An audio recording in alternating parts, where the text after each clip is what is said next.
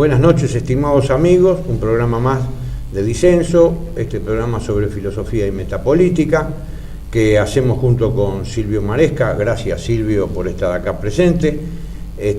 Hoy tenemos un invitado que es un amigo nuestro, un joven profesor de la Universidad de Coimbra,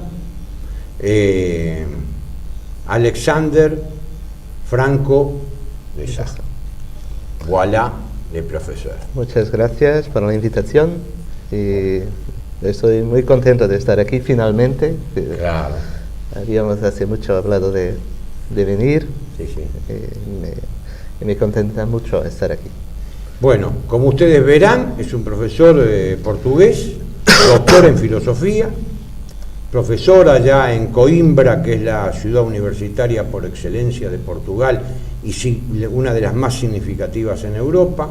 Profesor, él tiene una especialidad que es filosofía contemporánea, nos va a contar él. Yo sé que está haciendo la traducción de la Ética de Husserl al portugués,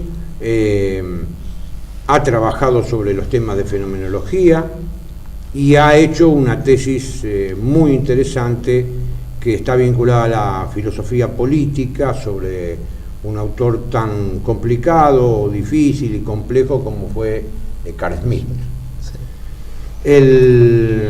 Así que la primera de las preguntas, Alexander, ¿cómo ves vos el desarrollo de la filosofía en Portugal hoy, para que conozcan los televidentes argentinos? Porque nosotros, si bien somos primos hermanos con los españoles y con los portugueses, sí, de Portugal acá se sabe poco. Muy poco. Muy bien. Así que me gustaría que, si vos, en un esfuerzo de síntesis, después hablamos de lo que vos pensás, nos cuentes un poco, como me has contado a mí en alguna ocasión en Lisboa, el desarrollo medianamente simple, sí, de lo que es la filosofía. Yo te diría, Alberto, casi lo único que conozco del pensamiento portugués es cuando voy a comer al Club Portugués en la calle Pedro Goyena. Pedro Goyena, que está cerca de la facultad. Bueno, para empezar no es malo. Está cerca de la Facultad de Filosofía. Sí, sí, sí. Bueno, yo conozco un poco más porque he leído Erza de Queiroz. No, usted sí conoce. Miranda de Braganza. Usted ha viajado además, ha dado conferencias. ¿No es cierto? Pero te escuchamos.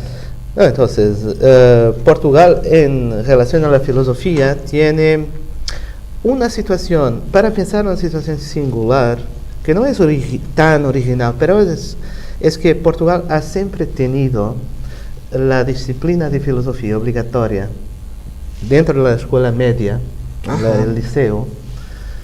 Naturalmente el contexto va variando, son 2 años o 3 años o 1 año durante la Primera República, pero ha siempre tenido una disciplina obligatoria en el liceo, una disciplina de filosofía, que fa parte de la formación general de los jóvenes portugueses.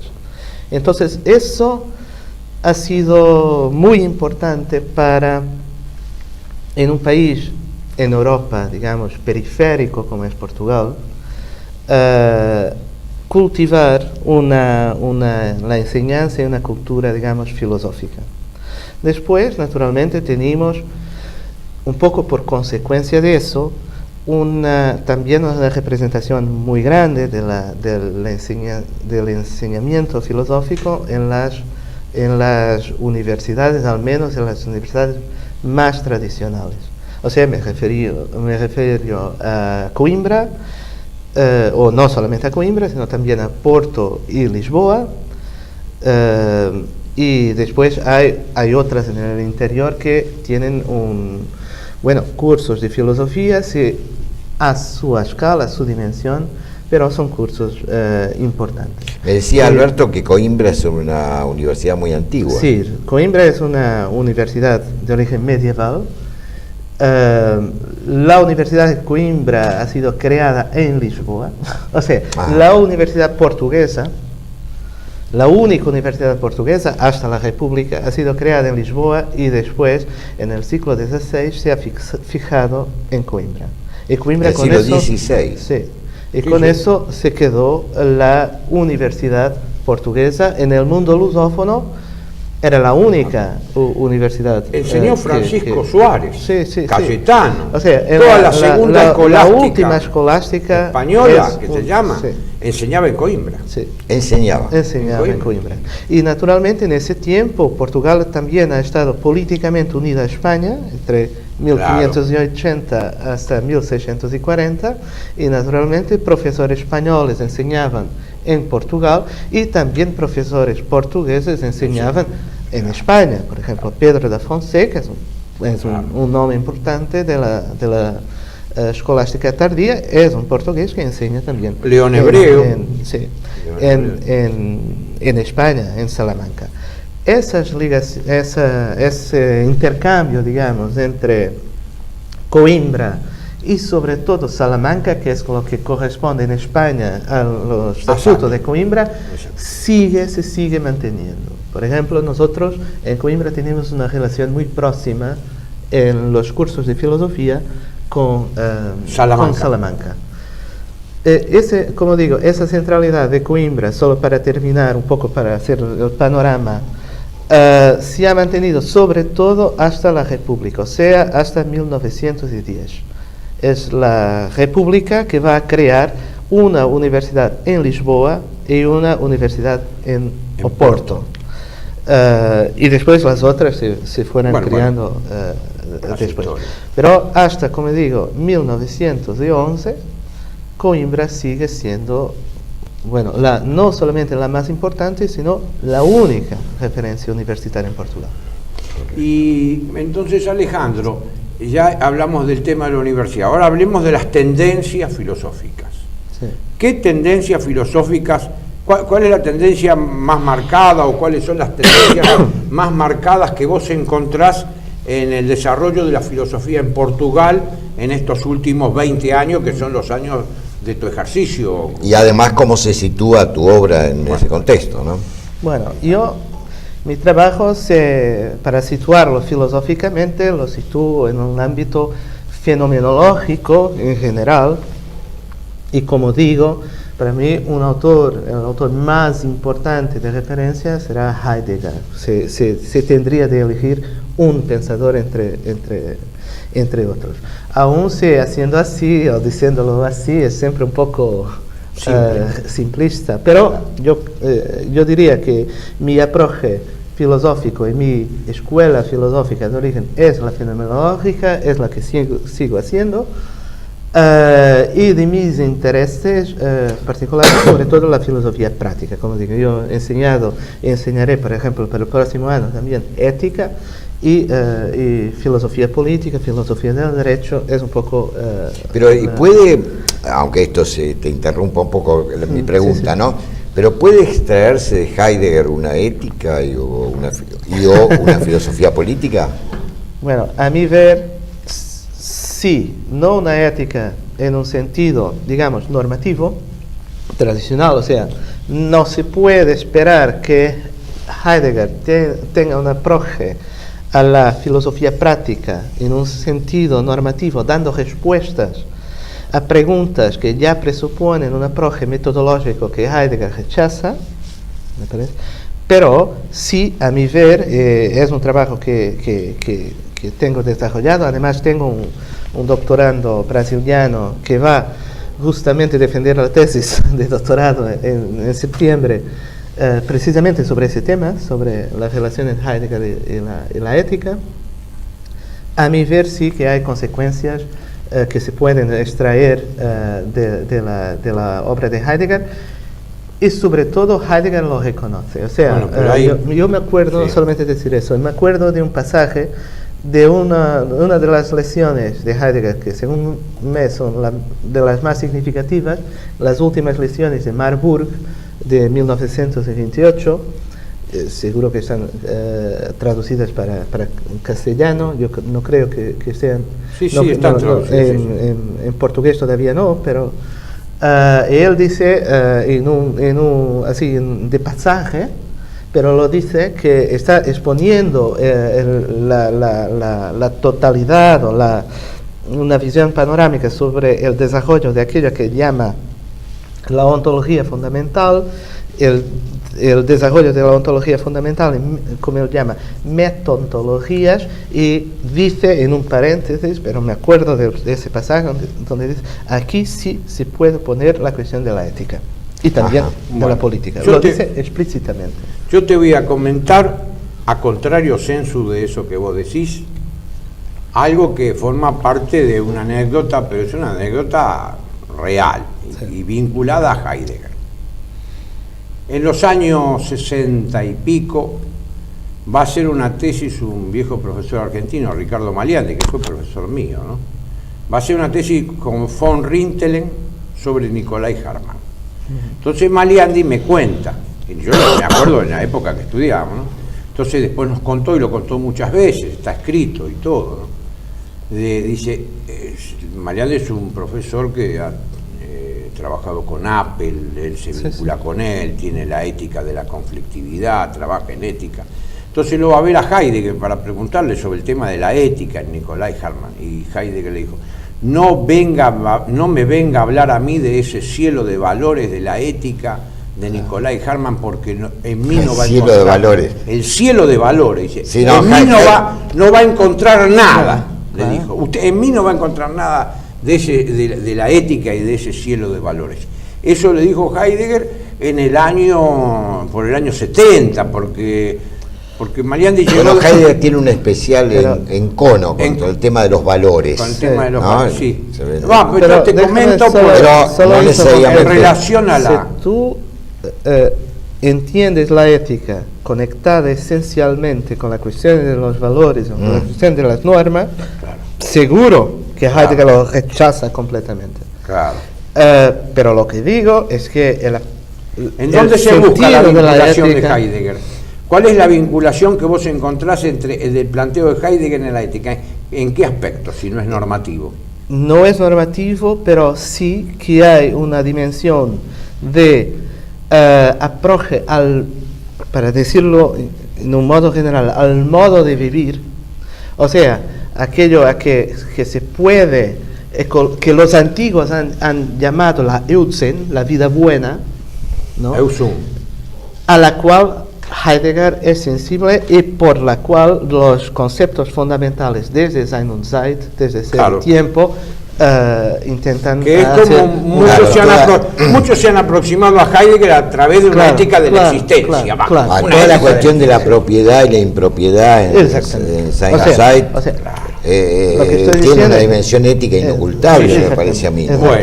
Exactamente. Ya desde ahí. Incluso recuerdo ahora en la carta sobre el humanismo, bueno, la llamada así, cuando habla de letos, ¿no? Como morada, lo retrotrae, ¿no? Al tema de la morada, que para nosotros es muy interesante, para nosotros que no podemos separar de todo la ética de la patria o del hogar, ¿no es cierto? Es sumamente interesante. Bueno, hemos visto este aspecto, ahora nos dicen que tenemos que ir a un corte y después seguimos trabajando, pero ya trabajando sobre, bueno, vas a hablar sobre tus trabajos y demás. Sí, y además lo que nos quedó un poquito pendiente, que es otras corrientes que... Hasta ahora hablaste nada más que de la fenomenología. Sí. Si es que hay alguna otra corriente, y qué filósofos son más significativos. En Portugal, dice. En Portugal. Bueno, pero lo dejamos para el corte. Muy bien. Bienvenidos a CEPA, Centro de Estudios del Pensamiento Americano. Nuevo sitio web de cursos de formación en política, filosofía, historia, literatura, geopolítica, religión, psicología y más. Cursos de formación que reflejan el verdadero pensamiento americano. Lo invitamos a elegir el curso de su agrado ingresando en www.cepa.la.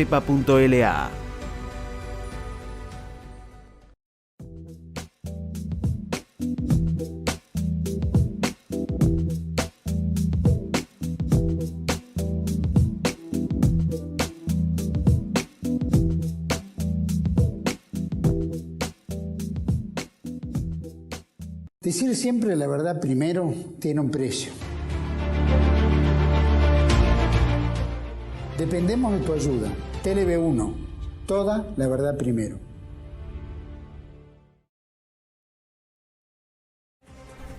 Seguimos acá con el profesor Alexander Franco de Sá, profesor de Coimbra, que trabaja sobre el tema de fenomenología, nos estaba contando un poco, y me pidió encarecidamente que le haga publicidad al vino de Porto. El vino verde de Portugal, así que en este momento le hago publicidad y pido que todos los ¿Vino televidentes... verde? Vino verde, sí. Vino verde. Esto es lo que quiso el profesor Sá y claro, nosotros bien. le hacemos el gusto. Profesor, ahora continuamos. No, continuamos. Eso Continúe, era sí, broma, claro. ¿no? Estábamos un Ya poco- viste la publicidad. Era Un broma. poco... Estábamos un poco con el tema de las corrientes filosóficas Sí, en Portugal, bueno, cómo se inscribe tu trabajo dentro de eso, ¿no? Entonces, yo estaba diciendo que de una parte, como digo, la filosofía tiene importancia en Portugal por causa de su presencia en la escuela y tal. Y eso quiere decir también que Portugal es un país pequeño, ¿no? Entonces, pero es muy diversificado también en relación a escuelas filosóficas. Por Ajá. ejemplo, nosotros, como digo, tenemos una inscripción, digamos, tradicional en la filosofía continental, mucho por influencia francesa, ¿no? Claro. Porque, de hecho, la referencia cultural más importante en términos tradicionales es la Francia, No Alemania. no la Alemania. Además es un caso interesante, por ejemplo, nosotros, si tú vas a un coloquio en Portugal, eso es muy, muy, muy interesante. Es una experiencia de poliglosía, para decirlo así. O sea, un español habla español directamente. Un italiano italiano, un francés francés, porque nosotros... y un portugués portugués. Un portugués, naturalmente portugués. La única lengua, digamos, naturalmente, en el caso del ruso lo dejamos un poco de lado, pero la única lengua occidental que no se suele hablar, digamos, académicamente es es el el alemán. alemán, que es la excepción. Hay muchos profesores que no lo hablan, otros sí, bien, pero el francés, aun si uno no... Y ahora es una situación que está cambiando, porque el enseñamiento de francés no es lo mismo de cuando estudié yo en el liceo, pero, por ejemplo, mi hermano, que no es no ha hecho el liceo, pero es arquitecto, ha hecho ciencias, no letras, ha estudiado francés también. O sea, era una cosa muy divulgada. Hoy en día, como referencia filosófica que crece en Portugal, como es natural, muy por influencia anglosajónica, diría la influencia de la filosofía analítica Es fuerte. es fuerte. Y es sobre todo al nivel universitario, es fuerte, sobre todo se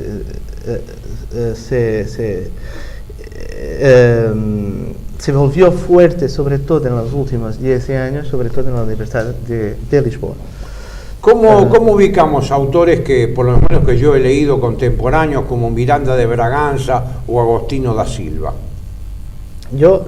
Agostinho da Silva es un caso que no ha sido jamás No ha sido profesor universitario. ¿Por que qué? tiene Porque cartas al joven filósofo, joven yo he leído filósofo. eso. No, Agostinho da Silva es un caso de Un pensador. de un pensador que además no era muy conocido en Portugal, porque él se fue Agostinho da Silva Se fue a Brasil. Se fue a Brasil, pero él estudió en la primera experiencia universitaria en Porto. Él viene de Porto, de la Facultad de Letras de Porto. Pero con la llegada del Estado Nuevo, se fue a Brasil y se quedó en Brasil por mucho tiempo. Y cuando volvió a Portugal, empezó a ser una especie de figura pública, de verdad, y hablando a la televisión. Cuando yo era joven, adolescente, en los años 80, él era de verdad una referencia en pocos años cultural, político, cultural, se nos dio metapolítico. una referencia De ese tipo. De ese tipo. Y Yo aún lo conocí. Era un tío, además, un tío no se puede decir. No, está Era un tío, además, muy simple. Muy Era un simple, sí, hombre sí. que yo, como joven, lo conocí. Me invitó a su casa, estuve con él hablando por horas. Claro. Yo y otros, no Sí, yo sí, por sí, ser sí, yo, sí. pero era un hombre que hablaba así. Sencillo. Bueno, me gustó esta referencia. Y en cuanto a Miranda de Braganza, Braganza de Miranda.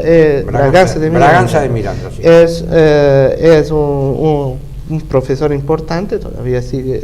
Agostinho da Silva murió ya hace muchos años. ¿Quién? Agostinho da Silva. Ah, sí, murió hace unos cuantos años, sí. Era mucho más viejo. Braganza de Miranda es un profesor que hacía, por sus aproches, sí en el dominio de la filosofía stricto sensu, en la estudios de, digamos, crítica cultural y Sí, comunicación, tiene una presencia importante, es profesor en la Universidad Nueva de Lisboa, que no es la Universidad de Lisboa. Ajá. Bueno, Y bueno, es un colega y somos amigos. bueno, me alegro. ¿Hay influencia de Nietzsche en...? Sí, hay Mucha, influencia. poca. No, Nietzsche es un autor que ha sido... atención, Te pregunto un poco porque es tu especialidad, digamos. Hay un profesor, João Constâncio, un joven profesor, bueno, como yo, 40 y pico, Bueno, 42. al lado nuestro son jóvenes. Que es relativo que eso. trabaja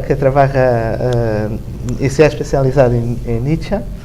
Lo que pasa es que como a la escala portuguesa uno puede medir la influencia de los autores también por la data de la traducción. O sea, en Brasil, como es una escala muy larga, 200 millones de habitantes, universidades por todas las partes, los brasileños traducen todo, para decirlo así. Pero al portugués. Al portugués, sí. Pero no claro. desde hace demasiados años. Es verdad. Antes de estudiar en castellano, Sí, filosofía. sí, ¿no? es verdad. Por eso Es- todos es- hablan castellano. es El verdad. profesor brasileño hablan todos castellano. Ahora, sí, es verdad. Y o bueno, sea, tú también, ¿no? claro, Porque me han claro. leído mucho, supongo, en castellano, ¿no? Sí, he leído bastante. Aún sé, como digo, en Portugal, más la influencia francesa. O sea, cuando estudié, yo leía muchísimo más En francés que en castellano. Y además eso, no quiero mezclar temas, pero eso es interesante, que el enseñamiento del castellano, enseñanza, ¿cómo se dice? Enseñanza, Del bien, castellano enseñanza. es reciente en Portugal. O sea, cuando yo estudié en el liceo, nosotros estudiábamos inglés y francés, porque teníamos dos lenguas, o en casos más raros, inglés y alemán, por ejemplo, pero el castellano Qué no. curioso. Y, Y bueno, eso- esto es una buena noticia. Sí, pero, Bueno, pero eso qué curioso, ¿no? Bueno, Sí. bueno, es pero- curioso, eso había O sido sea, una noticia que se herencia. enseña ahora. Claro, bueno, Ah, pero claro. vos fíjate que el castellano acá se enseña, el portugués se enseña en las escuelas, Claro. en las escuelas primarias de la provincia de Buenos Aires. Claro. Se enseña primero el portugués y después el inglés. En Recién ahora. Bueno, es recién ahora, pero eso es lo que está sucediendo ahora. En Brasil se dan cuenta que el tema de la integración el castellano ha reemplazado en las escuelas los convenios con Mitterrand. Claro. Mitterrand, me acuerdo que vino acá en el año 81 a Brasil y fue un acuerdo de plan de francés para todas las escuelas secundarias, Sí. con apoyo de Francia. Sí. Esos planes fueron reemplazados por Lula y ahora en los colegios secundarios en Brasil se enseña castellano. Sí. Porque se dan cuenta, primero porque es una lengua que tiene mayor universalidad y segundo porque tiene una proximidad de todo un mundo Sí. de lengua castellana, ¿no? Ahora, Ahora, Sí. la relación con el castellano ha sido también de la parte portuguesa una herencia también política, tiene Claro, una dimensión política. por supuesto. Portugal, cuando toda la política cultural y sobre todo la política con las lenguas, esa política viene del Estado Nuevo. Naturalmente para el Estado Nuevo era muy importante Para crear- Estados Unidos. no, el Estado no. Ah, el Estado Estado Nuevo, Nuevo, Estado no, Nuevo, no entendía. en Portugal, era muy importante que se quedara una unidad cultural Que se fija, aglutinara. aglutinada Exacto. y completamente Aislada o- heterogénea, no aislada, o, bueno, no diría, separada pero bien de separada, España. bien De separada de España. España. Claro, porque el Estado Y- Nuevo tiene que afirmarse a sí Políticamente, mismo, sí, si no es claro. absorbido por él. Entonces, esa fue una política de enseñanza del francés el reemplazo. En este momento cambió la política, sí, en la ese política momento lingüística y cultural de Portugal. Pero estamos con Nietzsche. Ah, Bueno, sí, pues, con Nietzsche decía yo que es de los autores más clásicos uno de los primeros a ser traducidos. O sea, hay yo no diría que hay estudios muchísimo importantes sobre Nietzsche, pero sí que es un autor de los clásicos alemanes, que es uno de los más procurados y uno de los más estudiados, aún si no de un modo muy sistemático. Yo tuve relación en un tiempo con un grupo importante que hay en Brasil, que incluso los hemos traído acá y yo he ido allá, que lo conduce Scarlett Marton, Sí, sí. Claro. que además publica... La revista Criterion. Criterion, sí, Criterion, de, sí. de Belo Bueno, Horizonte. vamos a pasar a otro tema, así le vamos sacando un poco el jugo. seguro. A nosotros nos vinculamos con Alexander, que no tenemos casi nada en común, porque yo soy más grande que él tiene el pelo negro, yo tengo el pelo blanco. Bueno, pero eso no... Bueno, pero más allá de eso, nos vincula la filosofía y somos los dos. Él es representante correspondiente para Portugal de la revista francesa Nouvelle École. Sí, Y yo soy representante para Argentina, sí. de Nouvelle École. Los dos nos vinculamos a Nouvelle École. Es una revista de filosofía. Es una revista de metapolítica. Ah, ¿No es metapolítica. cierto? Sí. Entonces, yo quisiera que, bueno, en este momento nosotros, vos me digas, le cuentes al público argentino qué es Nouvelle École, si en Portugal se desarrolla, si tiene algún desarrollo, si vos encontrás quién trabaja sobre metapolítica en Portugal. Sí. Bueno, Nouvelle École es una revista que a lo mejor sería mejor hablar tú que yo, ¿no? Bueno, pero vos sos el entrevistado. Sí, ya. Yo colaboro con vos. Sí. No, es una revista que tiene un rol cultural y también político-cultural en Francia muy grande, y no solo en Francia, en Europa. Y que es, digamos, sostenida sobre todo por Alain de Benoit, que sí. es, según me, uno de los grandes intelectuales franceses contemporáneos, y seguramente uno de los mayores del siglo XX. Yo creo también esto. Aunque es muy... En Argentina, por lo Es menos, muy desconocido. controvertido. Sí, más que controvertido es desconocido, ¿no? Ante todo, sí. Es desconocido porque... Y la inteligencia argentina... Bueno, pero es desconocido, como lo desconocen a Máximo Cassiari, como lo desconocen a Pierre Boutin.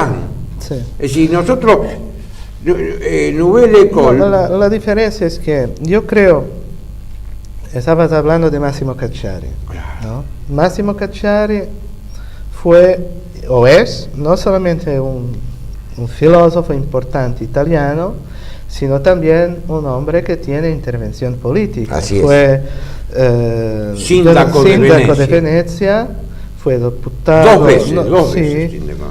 Diputado europeo, según Diputado creo, por el PC.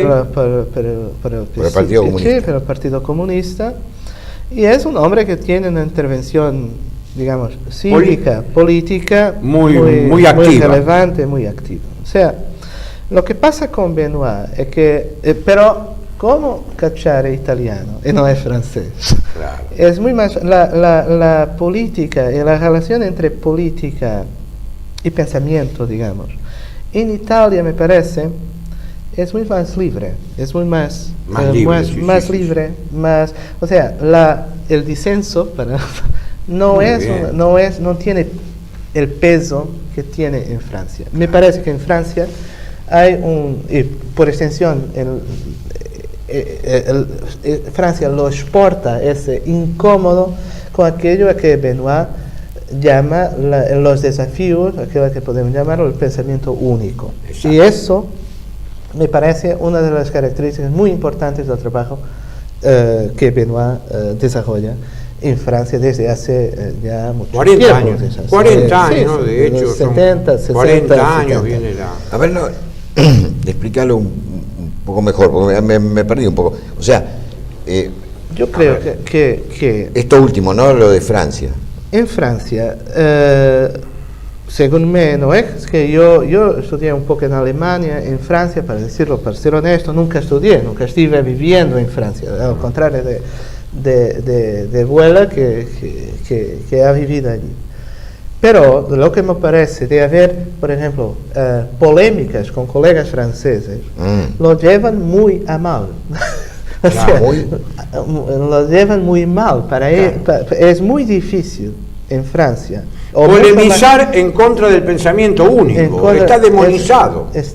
Sí, Pero ¿cuál es el pensamiento único? El pensamiento único es lo políticamente correcto, el progresismo. Por esto eso. es lo que forma el pensamiento único. El pensamiento único es aquel que te demoniza y te hace a todo lo que vos no pensás como ellos, te realizan lo que se llama, o por lo menos yo llamo una reductio ad Hitlerum. Si vos no pensás agarrarlo a Forster, entonces me reduce a No, que... pero muy interesante lo que vos señalabas. En cambio en Italia, déjame terminar, en Italia tiene una ventaja que ha marcado muy bien Alexander. Al intelectual, al estar vinculado a la política, la demonización es menor, porque dice, no, este no me va a hacer la cabeza. Es decir, claro, no trabaja de mente gris. Entonces, acá, por ejemplo, para nosotros es menor la demonización, porque te escuchan hablar o me escuchan hablar a mí, no dicen, son unos energúmenos, lo reducimos a Hitler, son unos nazis, no van a decirnos, no van a estar de acuerdo, pero tenemos trompada libre relativamente. No, pero me parecía interesante lo que vos señalabas, que al tener influencia francesa, Portugal, pero nosotros también, en gran medida, pero en menor se exporta, pero mira qué interesante, se exporta ese tipo de conflictividad. Pero por supuesto, en Francia es terrible porque en Francia tenés todos los medios encolumnados en la línea de un solo pensamiento que se llama la pensée unique. Vos tenés toda la línea de televisión, de grandes editoriales, menores, chiquitas, medianas, radio. Pero Alberto, en Argentina... Pero nosotros acá tenemos TLV1. Bueno, está bien. Esto no lo puede hacer de Benoit. Ajá. De Benoit no tiene ningún programa de televisión en Francia. No hay ningún canal de televisión que se anime a hacer un programa con un hombre que es o sea que durante es muy autoritario el pensamiento dominante francés. Es el totalitarismo democrático. Pues yo no sabía eso, la verdad. Eso es lo que se llama el totalitarismo democrático. Bueno, y para volver al rol de Benoit en Francia y a la Nouvelle École, ha sido uno de los factores más importantes, por ejemplo, para empezar a estudiar y a leer, porque antes de estudiar hay que leer y conocer, claro, ¿no? Muy bien. Un conjunto de autores que son autores que prácticamente han sido olvidados. Yo diría que el primer rol de la Nouvelle École ha sido este. Recuperar autores. Recuperar autores, después profundizarlos y estudiarlos. Ese ha sido... ¿Autores franceses o...? Franceses y otros. No, Junger, por ejemplo. Estudiar Junger, por ejemplo. Estudiar Heidegger mismo. Sí. O sea, sí, con eso yo no quiero sí decir... nos ha llegado, ¿no? Pero, bueno, si no, perdón, interrumpa, es más importante. Sí, no, yo estaba diciendo que también hay que no... cuando uno refiere los términos pensamiento único, como estábamos a usar, naturalmente eso es una figura que tiene su complejidad, o sea, no es que hay una gramática, una estructura única, hay una dimensión compleja de este fenómeno que tiene que ver con las sociedades desarrolladas de información, con los desarrollos de técnicas de propaganda, los medios de comunicación, cómo se crea. Nosotros tenemos que ver que eso ya lo decía al inicio del siglo XX, gente como, por ejemplo, para citar solamente un ejemplo, que no es un filósofo, Edward Bernays, que decía en el libro Propaganda, decía, la época de la violencia política ha terminado.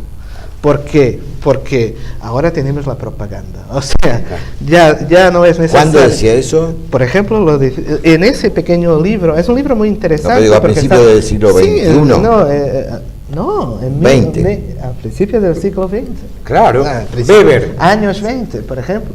Que él decía, ya no necesita, la política ya no necesita, puede ser más liberal, ya no necesita de usar medios como el ejército, la policía, o el control explícito de comportamientos, porque ahora la política no juega con comportamientos, juega con la mentalidad, juega con psicotécnicas, como le decía. Ahora, realmente fue un precursor, ¿no? Porque inmediatamente después, en realidad, la política se convirtió en guerra, etcétera, pero un siglo después es lo que se está buscando. Él lo dice eso cuando él intenta ser candidato a presidente en la República de Weimar.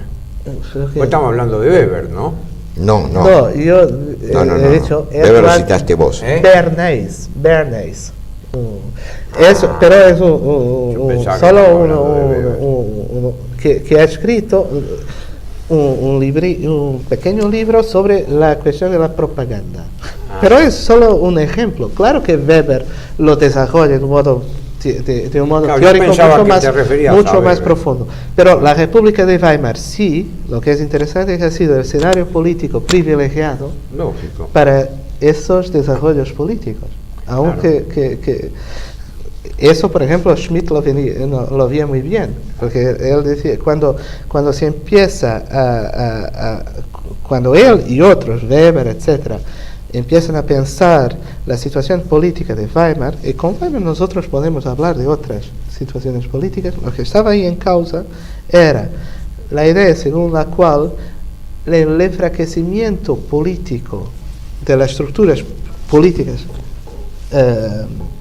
clásicas, digamos, el Parlamento, los Estados, etcétera, daba margen para que figuras políticas que no estaban tan determinadas, movimientos, partidos políticos de tipo muy desigual, desde el Partido Comunista al Partido Nazista, lo que hacen es movilizar la sociedad a través del uso de esas técnicas nuevas.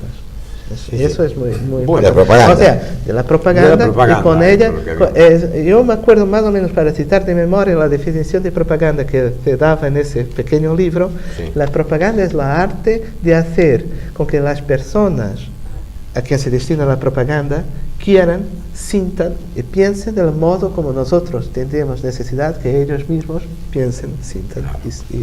Bueno, vos sabés ¿viste cuál es la definición? Esto es una definición sociológica de propaganda. Claro, Ahora, no sé si ustedes recuerdan cuál es la definición que da Heidegger de propaganda. No, así en Ser y Tiempo. No. Heidegger dice, la propaganda, mucho más sencillo, obviamente es un metafísico, la propaganda es poner el ser a la venta. Sí. Yo no me acuerdo. Indudablemente tiene una enorme incidencia. Bueno, también nuestro Ministerio de Cultura lamentablemente parece encaminarse, nuestro Ministerio de Cultura Argentina parece encaminarse en cierta medida en esa dirección, ¿no? Al haber creado una cosa como una conducción estratégica del pensamiento nacional, cosa que, en fin, es preocupante, ¿no? Es preocupante. No porque uno, ni vos ni yo estemos en contra de un pensamiento nacional. Pero eso se hace, no es una cuestión de ministerio. Bueno, lamentablemente tenemos que agradecerle acá tenemos que ir dejando. Agradecerle la presencia al profesor Alexander Franco de Sá. ¿Estarás mucho tiempo en la Argentina? Esto hace una semana, estaré por más una semana. Así que bueno, ya charlaremos después del programa. Bueno, muchas gracias, gracias Silvio. Yo creo que ha sido muy útil para nuestros televidentes, porque en general, lo que dijimos al principio, se conoce poco, no solamente del pensamiento portugués, y tu propio pensamiento menos aún, que no te hemos dejado hablar mucho de eso, pero se conoce poco de Portugal, por eso te hemos preguntado por cosas a lo mejor un poco marginales a veces de tu pensamiento, pero es muy bueno que conozcamos también un poco más tu país, ¿no? Muchas gracias y les agradezco mucho otra vez la invitación y toda la simpatía de este bello país que es Argentina. Bueno. Y de verdad que no es una cuestión retórica decirlo, pero es un país espléndido. Bueno, gracias, che.